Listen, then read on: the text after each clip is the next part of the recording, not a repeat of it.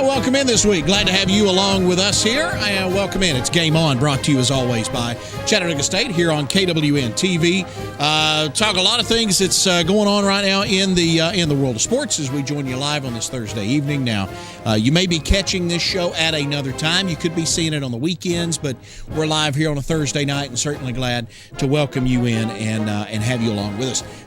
We got a full show today. We got a lot of great guests coming up. Brian McLaughlin, who is a longtime friend of this program's.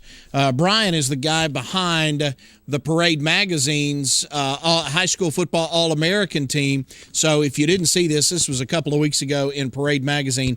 Brian's the guy that puts all this together. So Brian's going to join us. We'll talk a little bit about the Parade Magazine. We'll talk a little bit of recruiting with him as his primary focus now. For a long time, Brian was the kind of the recruiting guy for the Sporting News. He left the Sporting News during their transitional period there when basically the Sporting News went from being a print publication to being a online only publication, and they got rid of a whole bunch of people. And Brian is now focusing in on writing about FCS recruiting. So we'll mention the Chattanooga Mocs and the Jacksonville State Gamecocks and talk recruiting with both of those programs with Brian McLaughlin when he joins us coming up later on in the show. Joey Mathis will be with us as well. He is the new head football coach at Marion County, where he takes over for Ricky Ross. He'll join us coming up in a few minutes. And we'll kind of lead things off tonight with a visit from our old friend Stephen Hargis over at the Chattanooga Times Free Press. If you have not heard yet, Richard Helton, Coach Helton, R.C. Helton, is out as the head football coach at Whitwell. And now Whitwell goes on the search for a new football coach, which is it's very familiar territory to them. Of course, Coach Helton was there, 2 years, I guess, and before that, Billy Barnhart was there for a year or two, and so it's a bit of a revolving door at Whitwell, if you will. So we'll visit with Stephen Hargis about that. And that is kind of our top story of the day, as we always like to take a look at some of the headlines from around the world of sports. Coach Helton out at Whitwell. That job is now open. The Eastridge job is also open. Coach Helton is an Eastridge graduate. Texted with Coach earlier today and said, hey, where are you with this? And he said, I haven't spoke with anybody or been contacted by anyone from Eastridge yet. So we'll get to that coming up. A few other things going on as well. Pitchers and catchers report happening this week. The pitchers and catchers for the Braves report tomorrow on Friday. Let's head out on the hotline and welcome in Stephen Hargis. Stephen is the sports editor of the Chattanooga Times Free Press, a longtime prep writer for the Times Free Press as well. And Stephen, how caught off guard were you today when you learned of R.C. Helton's resignation at Whitwell? A little bit. That was a little bit of a surprise. I had heard his name being mentioned. I know you were just talking about the Eastridge job. I had heard his name as being one of the three, of course, alums, along with Tim James and Houston White, as being possible replacements at Eastridge. So you kind of thought something might come along. But I guess just the way it happened with his resignation and not having said he hasn't really been in touch with anyone at Eastridge. This was just more of something of kind of more like personal reasons that he was stepping down more than just the fact that he was getting another job necessarily. Yeah, I thought at the time when Coach Malone stepped down that Coach Helton would be the obvious guy to go. I think he's done a fantastic job, Stephen, with the Whitwell program. And I know that he's bought a house in Whitwell and was committed to staying there. But at the same time, Eastridge was home. I mean, that's where he went to school. That's where he played.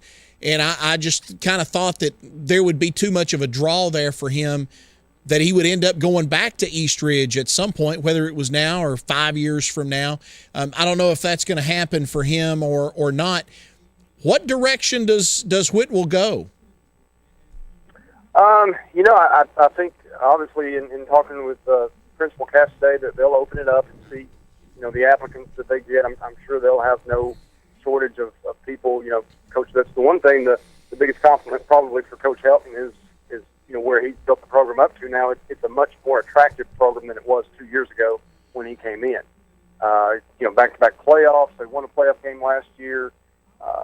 He's kind of got things going in the right direction, change the mindset. That's always the big thing, is if you can get the kids to believe they can win games, and he started getting that going in the right direction. So, I would think they'll have a good list of coaches interested in going there. In years past, it's always been kind of a proving ground place for like a young assistant coach who wants to be a head coach, to come into a small rural program like that hasn't had a whole lot of success. So we'll see if that's the route they go, or maybe who knows, they could get some more proven guys with a more of a background as a head coach this time, and take it from there. How much of a deterrent is it that that job has been a revolving door of coaches in the last 15 years? Oh, I think it's definitely something that any interested party is going to look into and find out, okay, what's the culture there that's causing it to be a revolving door? I mean, why have you had 8 coaches in 13 years? If, anybody going into a job anywhere would want to know, answers to that question. I mean, that's just the smart play, is to find out what's going on there and why have you had so much turnover. I think if not a deterrent, it's at least a red flag for a lot of folks who would be interested in it, to find out what's going on there, and if they're going to be a good fit for the community. Because most coaches, when they go someplace, they want to look at being there 3 to 5 years to start with, and if things are going well, they'll put down roots. This is one that's, unfortunately, you have one about every other year, and not many coaches want to go pick up stakes wherever they are now and move to a rural school for just 2 years and uproot their family.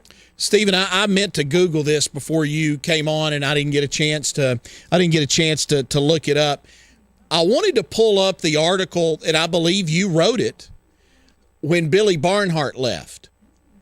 Mm-hmm. Because the comments that Coach Helton gave you today in the article that you wrote sound very, very similar to the comments that Billy Barnhart made when he left Whitwell. And I thought Billy did a great, you're not going to find, in my opinion anyway, 2 better individuals than Billy Barnhart and Richard Helton. I mean, I think both of them are stand-up guys. Billy Barnhart's just he's a really, really good, solid Christian guy. Mm-hmm. The comments that those almost guys identical, Chris. Yeah, the comments were almost word for word, and even at that time, Josh Hokamp was the principal, and he was so caught off guard. Some of his comments were shocked. We didn't see this coming.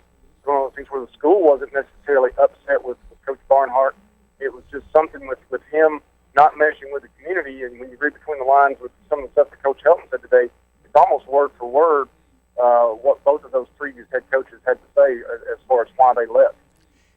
And at some point in time, from a community standpoint, and again, I don't think you lay any of this at the feet of the administration of Whitwell High School. I don't necessarily think that's the route you go here at all. But I think from a community standpoint, at some point in time, do you not have to look in the mirror and go, hey, maybe we're the problem here? Well, I mean, unfortunately, and this is anywhere, not just there at Whitwell. I mean, anywhere where there's a program that struggles a little bit, maybe has some frustration. The people who should look in the mirror and recognize that are the last people who are going to look in the mirror and recognize that they might be the problem. I mean, you're going to have a lot of really good people in Whitwell who are supportive of the boys, the team, the coaches, and that kind of thing. And I know Coach Helton said there were lots of people who were very supportive of the program and of him. And then it's like lots of other places. It's the unsilent minority that tends to kind of ruin things for a lot of folks, and that seems to be again, if you just read between the lines between what the last 2 head coaches said as reasons for them leaving, it was not the majority of the fans, it was the minority of the fans, but they were making it really unbearable to be at that program. Wow.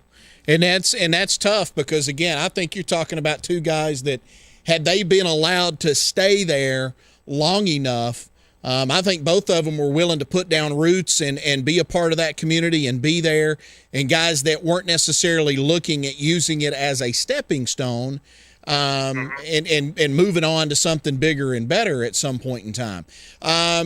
When you start talking, things have been so crazy, Chris, and especially around the valley lately with this program. I mean, outlandish prediction. Yep. What if you and I are talking here in the next week or so, and these two guys have just swapped jobs, and Tracy Malone's at Whitwell and R.C. Helton's at East Ridge? Hey, you listen, I was about to ask you that if you thought, because here's the thing, look, and I like Tracy. Tracy's a friend. And I know I'm happy that he's got a job now. He's going to sell real estate. He'll probably make more money because the one thing Tracy can do now, he can talk. Yes, And I bet Tracy can sell the heck out of some. He make more money selling houses than he can coaching football. But, I mean, you know how once it gets in your blood, all these coaches will tell you, you can't get away from it. He made a mistake. Right. That, again, he made a mistake, and I talked about it on here. You don't fire a coach because two boys get in a fight in the weight room. If that was the case, none of these guys would have jobs because that's just teenage boys being teenage boys. That's the way it is. Yeah, there's a fight in every weight room at some point before the season or during the season. People get on each other's nerves, and there's going to be a fight on the field or in the weight room. And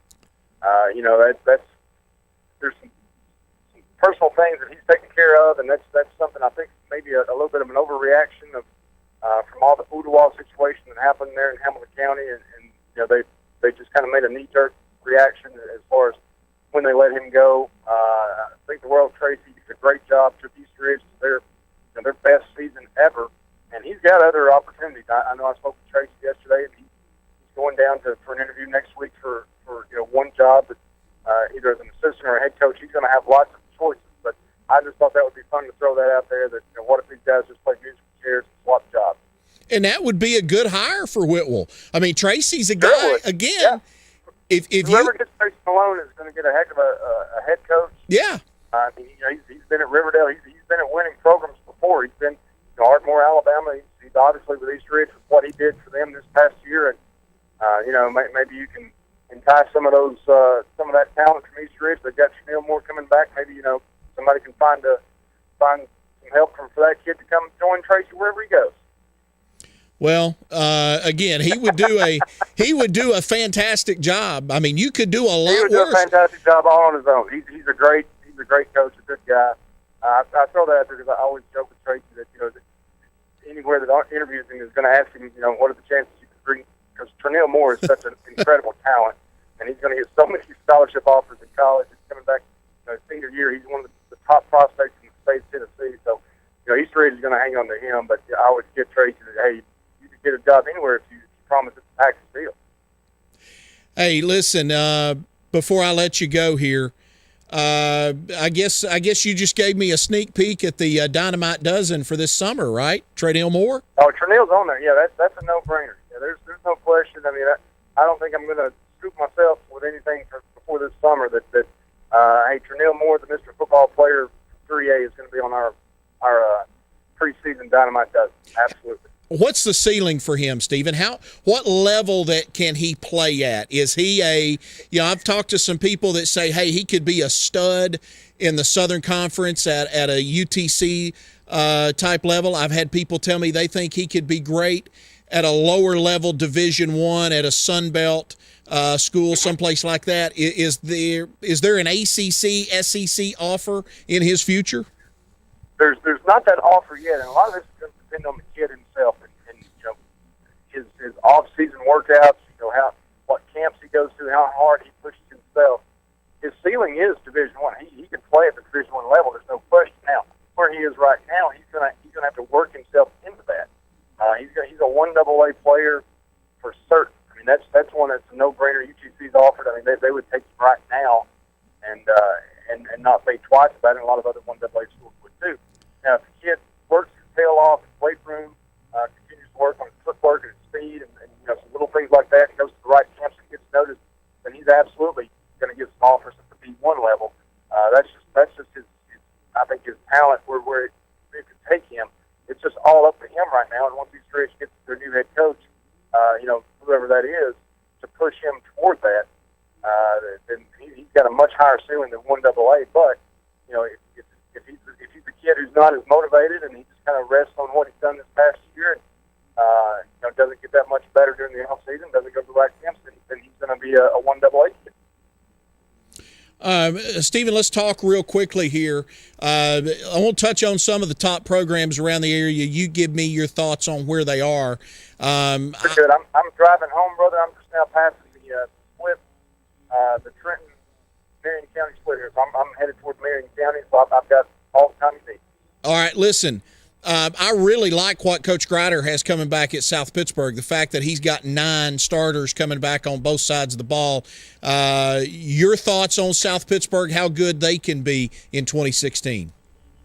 I think at the 1A level, they've got so many guys back at the 1A level that they could be a real threat on the east side. Now, the west is just so stacked. It's so stacked on the west side, depends on how much, some of those guys can back. But I think at least in the East, they could make some noise. They could make a run if they stay healthy. They're not going to have the depth they had years past. They do have a lot of experience back. They got a couple of transfers in from. I know brothers from Cleveland that have come in, and they're building up their numbers. So look for much bigger things for them in year 2 with not only Coach Grider but Coach Sean Peake, who used to be at North Jackson, was the defensive coordinator and later the head coach there. He's the D coordinator now for South Pitt, and he's also the guy who oversees the workout program. And I mean, it's noticeable. I went to a basketball game when they played Marion County a couple weeks ago. You can just see the changes in some of those kids who were sophomores last year. The body styles, they're much more. They look much more like football players that are ready to make a run. I mean, there's a lot more muscle to them, a lot more size.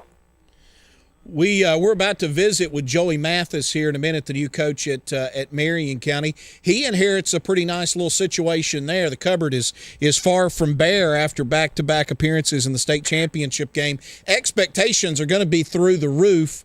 How good can they be?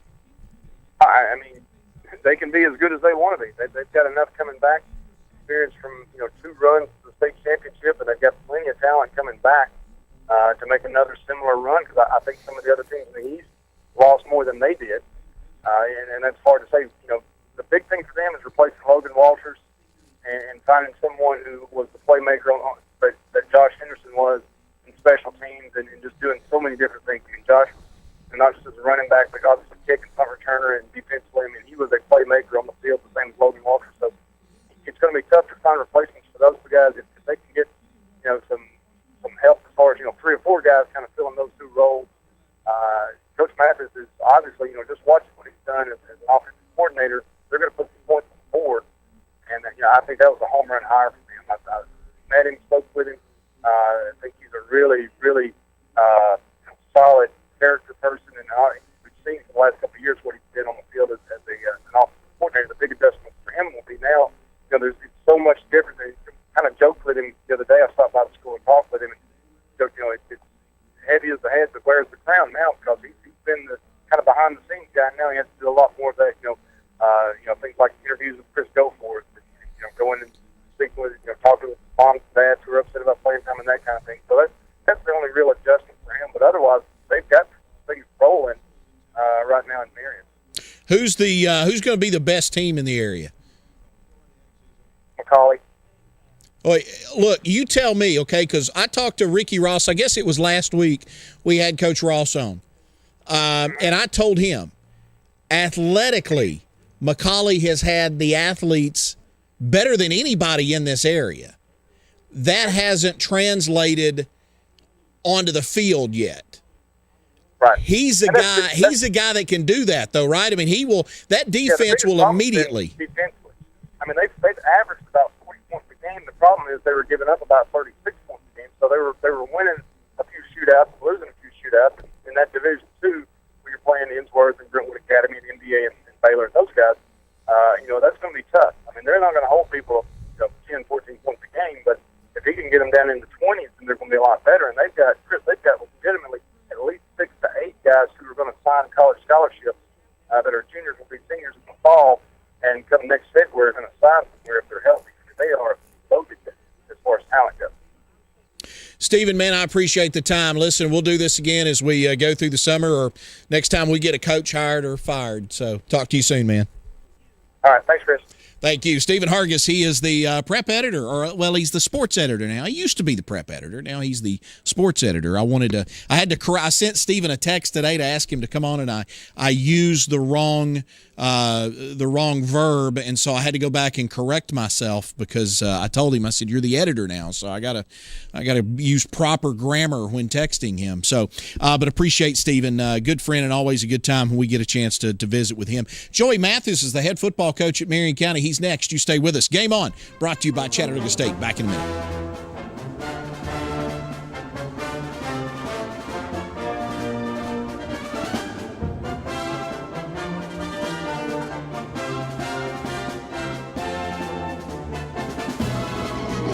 Life is like a friendly game filled with choices.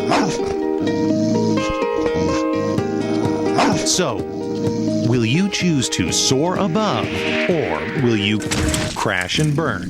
Sometimes we make bad choices, but one very smart choice is getting a degree from Chattanooga State, like engineering technology or one from our award-winning nursing program. Make the smart choice. Chat State. HVAC repair and service you can count on from S&S Service Company, a locally owned and operated business that uses high-quality materials on every job. Call on our crews for regular maintenance, minor repairs, and new installations. Spurgeon is a name that's been trusted for decades, so if you need an energy-efficient HVAC system, we've got you covered with Arco Air products. Arco Air and S&S Service Company, enduring performance. S&S is fully licensed and serves the Northeast Alabama and surrounding area. Call 256-632-2500 today for S&S Service Company for your HVAC needs. Online at snsservicecompany.com. BBS Wholesale and Salvage Grocery is now open in Higdon. We've got paper products, canned goods, health and beauty aids, cereal, and even some items available by the case. Everything is at or way below wholesale cost. Banana boxes full of snacks, including candy bars, chips, cookies, all starting at $10 for $1. Laundry detergent by the gallon. Empty banana boxes for just $1. Our inventory changes every week. BBS Wholesale and Salvage Grocery in Higdon, Alabama, across from Ponders Mountain Pharmacy. Open Wednesday through Friday 10 to 6 and Saturday 11 till 3. Come enjoy pizza for lunch or dinner in a family atmosphere at Stevie B's Pizza, 2200 Galt Avenue North in Fort Payne. Enjoy the super buffet and salad bar anytime, or have any of our specialty pizzas made to order and delivered right to your table. At Stevie B's in Fort Payne, we make our own dough, assuring you the best possible pizza. Book your parties at Stevie B's in Fort Payne, plus ask about catering and fundraisers too. Call Stevie B's 256-979-1234 and find out more. Great pizza and a family atmosphere. Stevie B's, 2200 Galt Avenue North in Fort Payne. Romans Mobile Homes can help make the dream of home ownership come true. Come by and see our on-the-line selection of manufactured homes, or sit down with us and let us custom design your top-of-the-line constructed manufactured home. With names like Cabco and Clayton, we can design anything from 1 to 6 bedrooms, shingle or metal roof, finished drywall, and more. All our homes come with central heat and air, including a heat pump. Financing available, and prices include delivery and setup. See us today at Romans Mobile Homes, 2019 Highway 136 West, just west of the four-way stop, top of Sand Mountain. 706-657-8807. Romans Mobile Homes.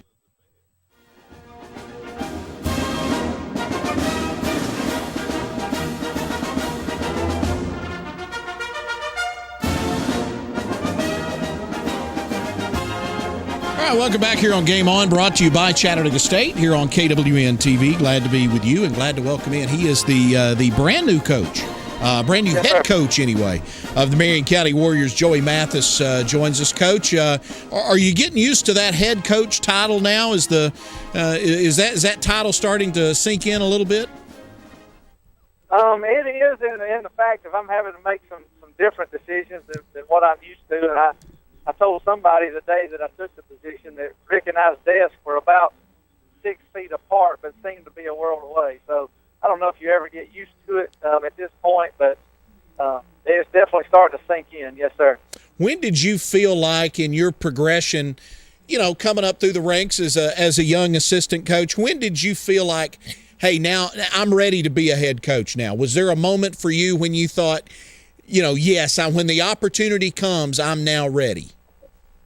I don't know if there's ever a moment where you just feel like you're completely ready, because the fear of the unknown is always there. But everywhere I've ever been, I've worked under some tremendous men, tremendous head coaches, and I've always had the plan of when I got into coaching, working my way up to be a head coach, and I don't never know if you know for sure when the time is right, but this one seems to be a good fit with me and my family, and definitely the community support. So we're going to go at it and work as hard as we can. I know a lot of assistant coaches tend to say, well, you know what, man, when I'm a head coach, when I'm the one making the decisions, I want to do this. I'm going to change this. I would do it this. What will you change? I mean, Coach Ross has had a lot of success now the last 2 years. You've been a part of that staff. Now that you're the guy making the decisions, will we see anything different out of Marion County? No, sir. And we came up together from Georgia, and, kind of the vision that we had for the place was the same. And I'm really big in success modeling. If it works, and I'm definitely not going to try to reinvent the wheel. Our kids are 100% buy-in. We got tremendous kids, tremendous staff. Like I said, community support. There are some things that I'll have to do a little bit different, because if I try to be a cookie cutter of Rick or Coach Ross, I'll fail miserably. So I have to put my personality and spin on things. But as far as the everyday operations and the offensive schemes and defensive schemes and weights and the way we go about it, no, sir. Our vision for the program was the same when we got here. Coach, you seem to be the slam dunk choice. As soon as Coach Ross made his decision, it seemed like the job was going to be yours if you wanted it. Was there ever a thought in your mind of, hey, what if this doesn't happen? Do I need to get the resume ready? Or did you feel confident that you were going to have an opportunity? Well, it all caught us off guard, I think, when it kind of happened, and they did want to move kind of quickly. Miss Brent spoke with me the day that it happened, and we had a really good conversation, and I was kind of taken back to be offered the position as quickly as I was. But I think they want some consistency there. They want some familiarity. So, for the kids, for the other coaches, did I think it wasn't going to happen? I didn't know. There were some questions that I definitely wanted answers to before I said yes. I had to check with my wife and my family as well. That's always the first choice. And I met with the other coaches, and you're only going to be as good as the people you surround yourself with. And the kids that were there and the coaches that were there and the support made it really easy once some things got answered to say yes to. You step into a situation where expectations are enormously high. I mean, I don't know that you can ignore those. I mean, we just talked to Stephen Hargis with the Times Free Press, and he was talking about what a loaded group you've got coming back. How will you handle those expectations? Well, I'll say this. If anybody's expectation is higher than mine, then I'm probably not the man for the job. When you come into a situation, you want what's best. Every team is different, though. Team chemistry's got a lot to do with the way things happen and the way things work, and we'll work really hard to maintain that. Not always the most talented team wins the state championship every year. It's the team that plays together, stays healthy. They usually come out on top. That'll pull for one another. There's not a lot of egos, and we have that kind of bunch right now. We have a good group, and we have a good group after them and the next, and we work to perpetuate that over and over and over. But the expectations, I mean, we're 26-4, I think, in the last 2 years. And will we match that every year? No, but we're going to work like we will. Your seniors, you will be their third head coach in 4 years. I mean, these kids have been through a lot, through no fault of their own. They've been through. It's been a long 4 years for them from a football standpoint, with still a senior year left to go. How important is this group for you? Oh, you'll always remember your first senior class, I think, as a head coach. I mean, they'll be my first senior class, and I'll be their coach their senior year, and you can't lose focus of that. That's a tremendous responsibility, and they're such a resilient bunch. Kids tend to bounce back quicker than probably adults do. They're understanding, but, I just love on them, and these other coaches love on them, and we treat them with respect, and we expect a lot out of them. We work our kids very hard. We don't back off of that. We make no bones about it. But they know that we love them. They know we care about them. They know that I'm there for them 24/7 in any way I can be. The old saying of they don't care how much you know till they know how much you care really applies to this bunch. And like I said, they were easy to say yes to. So what's your plan now for this off season? What's the program like for you guys? And will there be a spring practice? Yes, sir. There'll be spring practice. We're in the weight room every day right now, and that's where we think the foundation of our success happens. Our tempo starts in the weight room every morning, and we go from there. And we'll continue to grow. I think our basketball team's doing well right now. A lot of those same kids are on it. We hope our baseball team has tremendous success, and we'll definitely have a spring practice. We don't necessarily do a spring scrimmage. Just with numbers, I don't know when we'll get our baseball kids into practice, but we do what we call a Warriors Under the Lights night, and we get the community involved, and they can come out and watch us practice. And that's really our plan is as coaches make sure we're all on the same playbook as far as installations and things of that nature. But we just work hard, make sure we're on our academics, and that kids are on the right path. You talk about numbers. Any idea what your numbers will look like? How many ninth graders you anticipate having come August? I anticipate hopefully our numbers will grow. That's what we intend to do every year, is grow the number of young men involved in our program. But I anticipate probably between 60 and maybe 75 with about, I want to say, 12 to 18 eighth graders. Hopefully we'll get some young men that want to be a part of our program out of the hallways. And we'll have some attrition here and there, but we hope to be between 60, 75. Now, what's your staff going to look like? Obviously, with Coach Ross leaving and you stepping up, that opens up a position. What will your staff look like? Oh, we'll have everybody the same, and that's one thing that Ms. Prince and our principal talked about, was having the least amount of ripple effect as possible. Keep some consistency within the program. Keep everybody on the same page and moving in the same direction. So I've interviewed some folks that come in, and it's really about the right fit, how they fit with our kids, how they fit with our program, how they gel with the other coaches, the administration. So maybe not so much for X's and O's, but are they willing to work? Are they going to treat the kids fair? That's kind of what we look for in that aspect. But the staff will change. We'll hopefully get some few guys in, and definitely have a spot open right now. We have been interviewing a few and have some resumes and some phone calls to make when I get back. What's the timetable look like on that, or do you have a timetable? For me, I don't necessarily have a timetable. I would rather get it right than rush and make the wrong decision.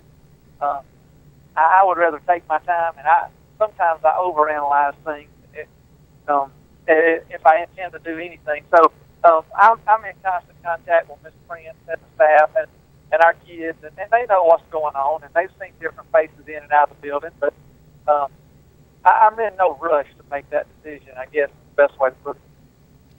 Coach, listen, congratulations on the job, and look forward to visiting with you again. And as we head into spring practice, we'll probably try to visit again sometime before the end of the school term. And of course, we'll certainly be talking in July and August as things start to pick back up again. So I look forward to catching up with you soon. Yes, sir. Thank you. Thank you, Coach. Appreciate the time. Joey Mathis, he is the head football coach at Marion County, joining us for the first time here on Game On. Brian McLaughlin is the fantastic recruiting writer. He is the guy behind the Parade All-American team, and we'll talk with Brian as we continue on here. Game On, brought to you by Chattanooga State. We'll return right after this quick timeout. Hang on.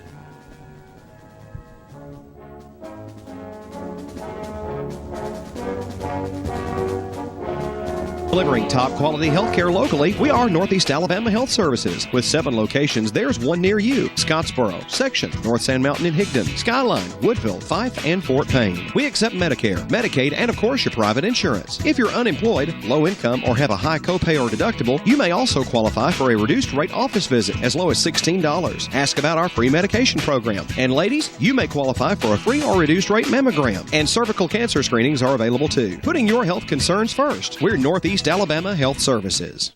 Hey, looking for that next new-to-you vehicle? Well, Rayburn Cloud at Cloud Auto Sales has just what you're looking for, like a 2010 Chevy HHR. Great gas mileage, good tires, only $5,700. How about an 06 Nissan Quest for the family? All power, runs and drives great, real nice at $3,995. Or a 2002 Chevy Silverado Extra Cab 4-door. It has the big V8 and good tires, just $3,995. See Rayburn Cloud today at Cloud Auto Sales, Alabama Highway 71 in Higdon, 597-3273 for Cloud Auto Sales. And like us on Facebook.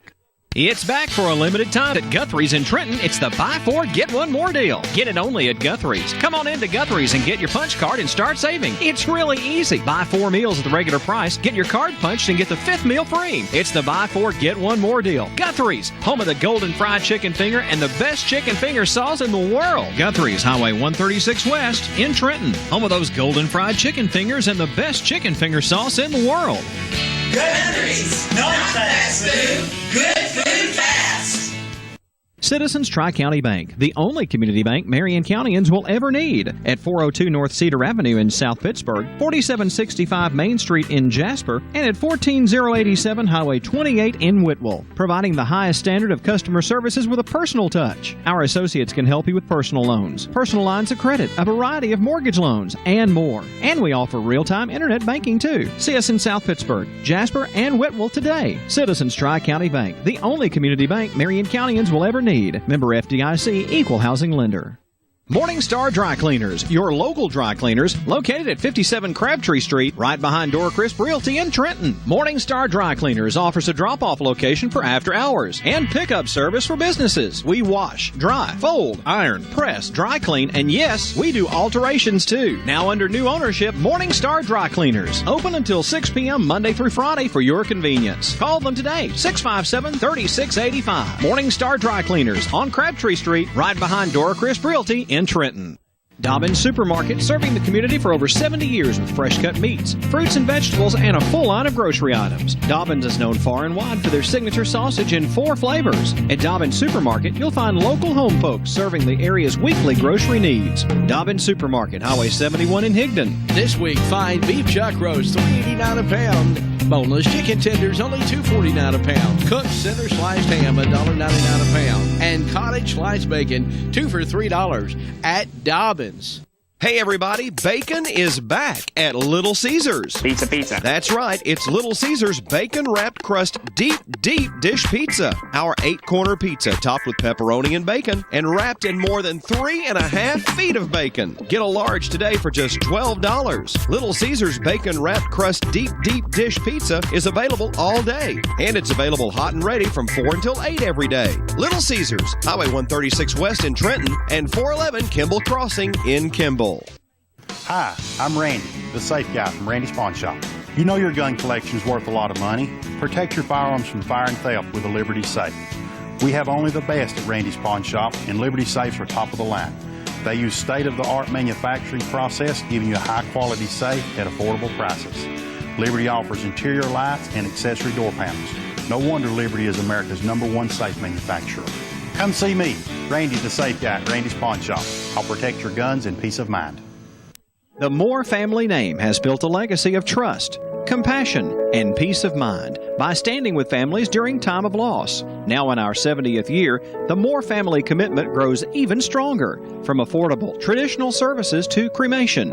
Our experienced staff stands ready to follow through on you and your family's wishes. Since 1945, the Moore family of funeral homes, North Sand Mountain and Trenton, always dedicated to those we serve. Folks around these parts have put their trust in the Ponder name for filling their prescriptions for decades. Jennifer Ponder Hicks, Doctor of Pharmacy, continues the tradition of fast, friendly, and personal service at Ponder's Mountain Pharmacy. Ponder's Mountain Pharmacy is convenient to our customers between Dobbins and North Sand Mountain School, next to Northeast Alabama Health Services. Ponder's Mountain Pharmacy gladly accepts most insurance plans, including Alabama Medicaid. When the need arises, have your doctor phone Ponder's Mountain Pharmacy at 597-4020. Open Monday through Friday, 8 to 5, Ponder's Mountain Pharmacy.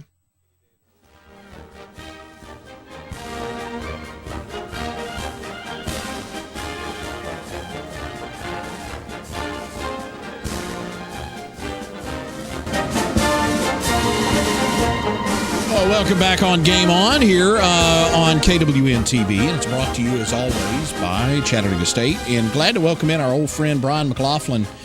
Brian has been on the recruiting trail for a number of years now. He is also the guy behind the Parade All-American team. And Brian, it's always fun when we get a chance to talk about the Parade All-American team because it's such a big deal.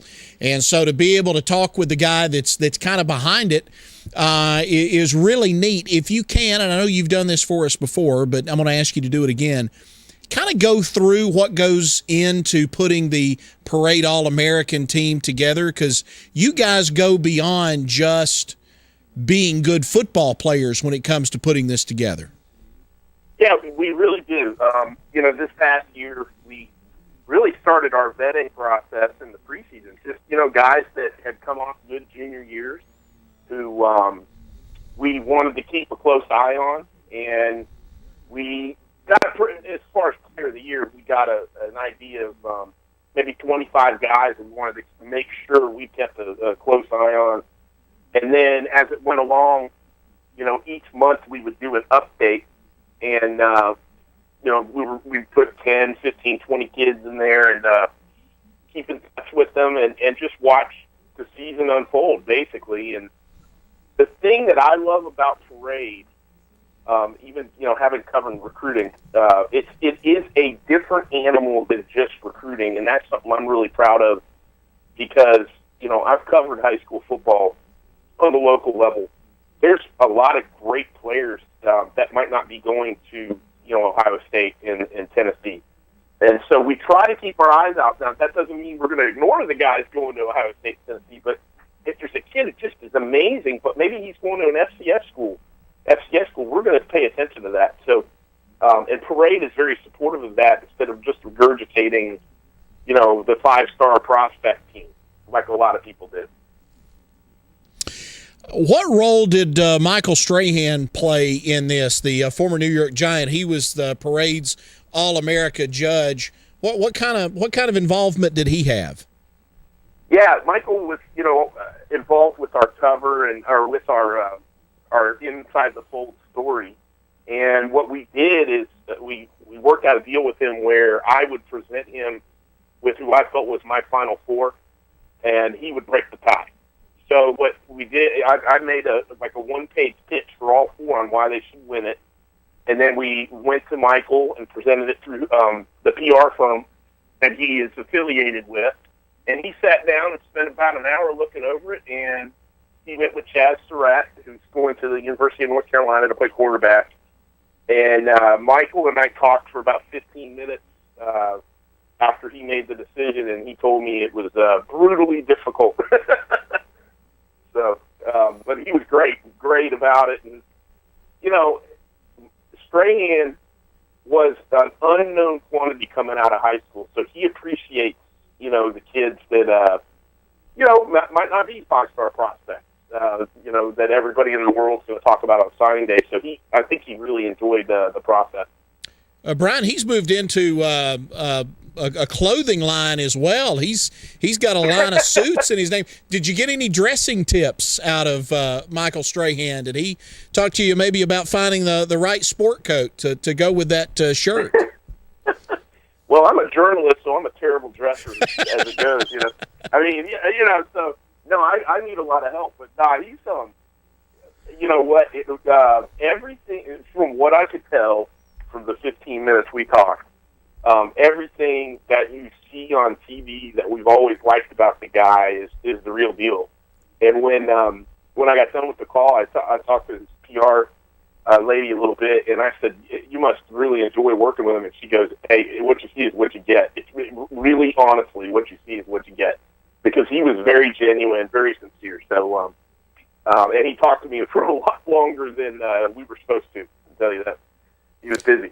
So, great guy all the way around. Of the kids that made this first team All-America list for Parade Magazine in 2016, give me a good story. I know you got one on at least one of these kids. Give me a good backstory on one of these kids. Oh, there's a ton of them. Like you said, one of the ones that jumps out at me is one of the running backs I went with, Deshaun Smith. I'm down here in Florida. And this kid, I now live in the Tampa area. I used to live in Daytona Beach. This kid is located just north of where we live in Brooksville, Florida. This kid scored like 68 touchdowns, and because of, getting on the books a little too late in high school, he was certainly gifted enough to go to the SEC or ACC, whatever, but just did not have the grades and ended up picking Savannah State, which is, one of the biggest struggling teams in FCS football. And this kid was ignored by every other All-American team. I mean, I am going to brag on us a little bit because that's what I like about Parade's management. They're cool with this kid deserves it, and he is going to play Division I football, and he is going to turn things around academically. And Savannah State was elated to get a guy on this level, and he was just an outstanding running back in Florida. So he's one that jumps out at me. Those are the kinds of kids we try to make sure we don't exclude for sure. Derek Brown from Buford, Georgia, was on this list. A lot of folks had him. A lot of the recruiting services had him in the top 10. Some of them had him as one of the top-ranked players in the country. What kind of an impact will he make at the next level? Oh my goodness! I mean, he's a great example of a 5-star guy that you just can't leave off. He's got to be on there. I mean, he's just an absolute machine. Quarterback's going to hate him. And it's just, I mean, what was it, 42, 45 tackles for loss this year. He's huge. He's quick. And you're in SEC country. I'm sort of in SEC country. Depends on how you look at Florida. And, it's the defensive linemen that make this league. We all know that. And this kid is just another great example of why the difference-making situation in SEC football, or football talent that comes from the South in general, is that we have huge defensive linemen who are quick on their feet and make plays, and it makes it nearly impossible to get a playoff. And that's what the South produces, I think, better than anything is, Georgia, Florida, Alabama, Tennessee, South Carolina, whatever, Mississippi, Louisiana, they produce these just outstanding defensive tackles and defensive ends, and we know they're a premium at the NFL level later. So he's going to be great. You were the first guy that, and this goes back a few years, but I remember you telling me about Cyrus Kwanjo when nobody knew how to pronounce his name. You were the first guy to ever tell me about Robert Kimdichie. And so many, I mean, I could go on and on. Jadeveon Clowney. I remember you and I having a conversation back a number of years ago about Jadeveon Clowney. You were right, Brian, on every single one of those guys. Who on this list? Well, Clowney was a pretty well-known quantity. I mean, I talked to Clowney and Cyrus was a guy that I probably pushed a little more than some. And, he ended up being drafted and everything. And we talked last year, he went to Buffalo and a little bit. There's a lot of players that I'm pretty proud of with the parade teams. Like we had Johnny Manziel as a first-team quarterback when he was a 3-star recruit with 2 offers. I mean, and that was because of his production. Senior production is why we had him on there. But he turned, in college, I don't want to get into the pros, but in college he certainly became a great college football player, and we'll see if he digs himself out. How much did you talk to him when he was in high school? A little bit. When he was, when I saw what he did, and he played in Texas, I was like, that's one. I would say we got Jeff Driscoll, we've got Braxton Miller, we got Brett Hundley. We're all in that class, and I'd seen Jeff in high school, and I was never high on Jeff. I just wasn't. And I'm like, I'm not going to put up this guy ahead when this kid down in Texas put up, 6,000 yards of offense and like 90 touchdowns. And he's going to Texas A&M and Oregon wanted to play. So it's not like he's playing at a 1A school and playing against nobody. He's playing Texas football. And yet he was ignored because of his height. And so anyways, I late in that process, I got a hold of him, and he was playing in the offense-defense All-American game in Myrtle Beach. And to be perfectly honest with you, he was a little standoffish with Fitz.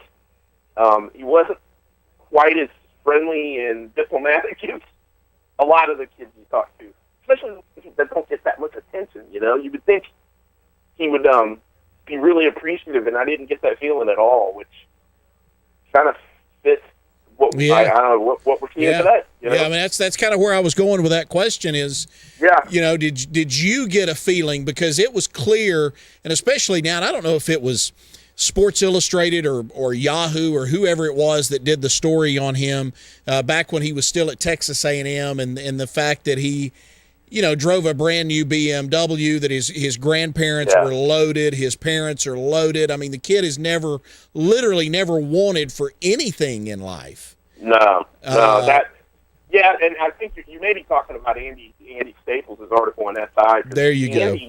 Andy and I went to school together, and he basically camped out in Kerrville, Texas, and waited for Johnny to come home one summer weekend or something, because I guess Andy had talked to the parents, and they said, look, when he comes home, you know, we'd love to have you come over and talk to him. And it was in between his freshman and sophomore years. And Andy said he was just kind of, you know, sitting on the couch and really not all that into the interview. I don't know. There's definitely a lot of, you know, examples of where you kind of wonder about this guy. And you're right. He sounds like he was quite spoiled. So it's kind of a sad case, isn't it? Yeah, it's I mean, completely a waste of talent. Brian, in addition to being the guy behind Parade Magazine, you're doing a lot now covering FCS recruiting, which I know a lot of folks around this show would have an interest in, simply because, as you know, where all this show reaches, you're going to get a certain number of people who are Chattanooga Mocs, but we're probably going to reach some Jacksonville State Gamecocks as well. Yeah. Tell folks where they can find your work regarding FCS recruiting at.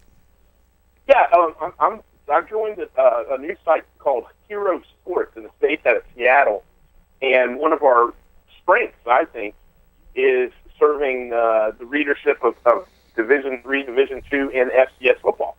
And so they asked me last year if I would take that on, and I thought of it a lot like when I was working at Saturday Down South, where our approach was it's us against the world. And what I mean by that is, you know, it's the SEC against the world. It wasn't Alabama against everybody or Florida, but it was the whole conference.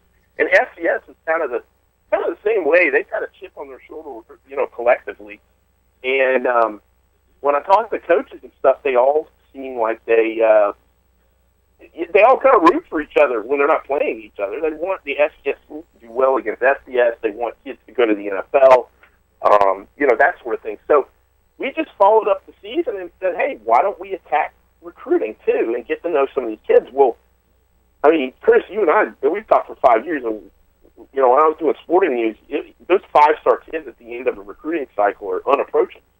And what was so fun doing FCS for the first time is just how 90 to 95% of these kids would love to talk about their school and where they're heading. And what I found with Chattanooga's class, Zach Weatherly, the quarterback coming in, who's probably going to play pretty soon, I would think, was just, I mean, that's a great pickup for Chattanooga for any FCS school. I mean, he very nearly could have gone to San Diego State at the last second. He could have been playing in bowl games one day, but he chose the FCS level in a very good program in the FCS with Chattanooga. And the Richard kids, oh my goodness, I mean, that was Chattanooga put together what we put in the top 10 nationally because there's such great talent in that area, as we all know. And you know what, the SEC can't take everybody. And so what you get is a bunch of talent that, you know, the FCS can work on and get. And Houston did a great job with that. So it was kind of fun to follow. And it's herosports.com is the name of the site. Yeah, go to Hero Sports, HERO Sports.com, and you can find Brian's handiwork there and certainly be able to keep up with recruiting. What kind of stuff are you guys doing now, Brian, during the course of the season from a recruiting standpoint for fans that want to keep up with it? Well, you know, with us just finishing that last cycle, you know, FCS is just a different monster than FBS because there has to be a certain amount of time where things shake out. FCS, they're going to go after quarterbacks right now, and they're going to get who they want, and then the quarterback recruits kind of get to see where they fall in the depth chart of what the top schools want.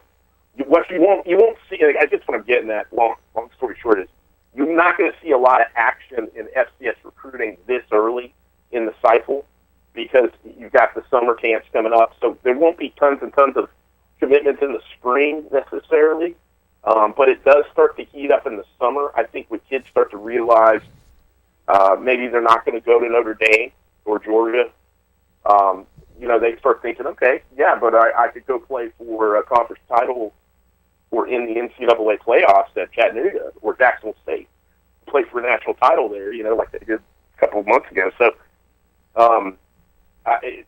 there's not a whole lot going on right now, but there will be, I'd say, by June with FCS recruiting. So. Brian McLaughlin. Brian, appreciate the time, man. As always, it's always great to visit. Glad we got a chance to catch up here today, and we will get together again soon, man. It's not gonna be this long again before we talk. I promise. All right, thank you so much, Chris. Thank you for having me on. Thank you, man. Good to hear from you, Brian McLaughlin. He's the guy behind Parade Magazine. And again, you can find Brian at herosports.com. One of the best guys, man. Always good to visit with Brian. And it's funny because two guys that I had really considered good friends in the sports writing world were Brian McLaughlin, who was at the Sporting News, and then my old buddy Matt Talaferro, who was for years was the NASCAR editor at Athlons. And both of them are now at Parade Magazine. Matt has moved over away from writing, and he is in the creative side now at Parade. He's the guy that puts the Parade Magazine together. He's the art director or whatever it is they call him now. But he does fantastic job there. And then Brian goes to work for Parade, putting together the Parade All-American team. So fantastic stuff, great group of people, and some good friends. So glad we can visit with Brian for a little while. We'll come back and we'll wrap things up here in just a minute. Are we done? Are we coming back, Alex? What are we doing? Will we be back? We'll be back. Hang on. Come back. We'll wrap things up as we continue. It's Game On, brought to you by Chattanooga State. Hang on.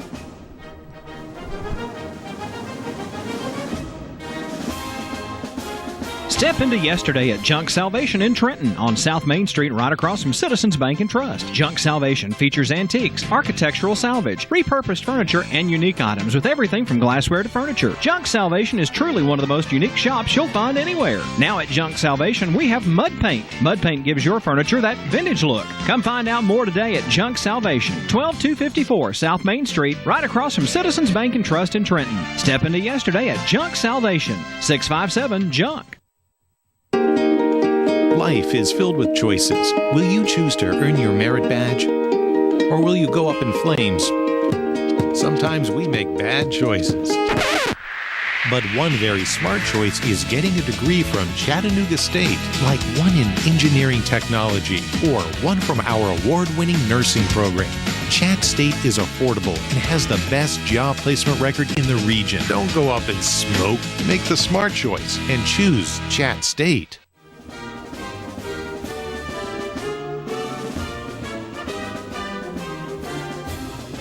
Back on Game On, brought to you by Chattanooga State. Glad to have you along with us tonight. I want to say a special thanks to our guest, good folks that joined us tonight, Brian McLaughlin from Parade Magazine and also herosports.com. Check Brian out. Joey Mathis, the new head football coach at Marion County, and also Stephen Hargis, the sports editor in the Chattanooga Times Free Press. Couple of headlines in case you missed it today. Richard Helton out as the head football coach at Whitwell. He resigned. I texted with Coach Helton today, and he has not necessarily been contacted about the job at East Ridge, but I would expect if contact hasn't been made yet, that it will be very soon. The NBA trade deadline has passed, and pretty much it was very quiet. Not a whole lot happened. Daytona 500 coming up this weekend, and then pitchers and catchers for the Braves report on Friday. SEC football has set their media days. It will begin July the 11th. Tuesday, July the 12th, by the way, both Kirby Smart of Georgia and Butch Jones of Tennessee will be there. Nick Saban on Wednesday the 13th, and Gus Malzahn from Auburn leads it off on July the 11th. So, of course, we'll be there for that as well. Glad to have you with us this week. Thanks for hanging out. We'll see you next week. So long, everybody.